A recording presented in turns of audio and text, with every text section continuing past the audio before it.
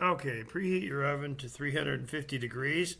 In a large bowl, combine 2 cups of flour, 1.5 cups of sugar, 2 teaspoons of baking soda, 1 tablespoon of cinnamon, and 1 teaspoon of salt, and stir well. Okay, take a large zucchini, preferably from your garden, cut it into chunks, and take a potato peeler and get all the skin off it. Next, you want to take a grater to your chunks, and don't grate any farther than the seeds. If you see the seeds, then you've got to stop and turn the zucchini, and it should look like this.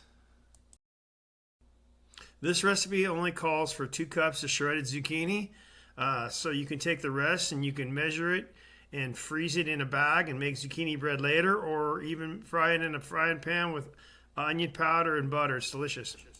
In a large bowl, beat 3 large eggs. Add 2 cups of shredded zucchini, 3/4 cups of vegetable oil, and a tablespoon of vanilla. Stir well. Add your dry ingredients to the mixture now, a little bit at a time.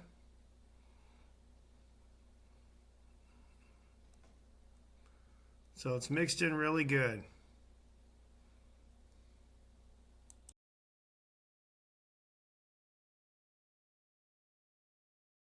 Add 1.5 cups of chopped walnuts. This is your consistency you want to have. Pour evenly into your 2 greased and floured pans. We used butter. Note these are 2 different size pans and they will cook at a slightly different time.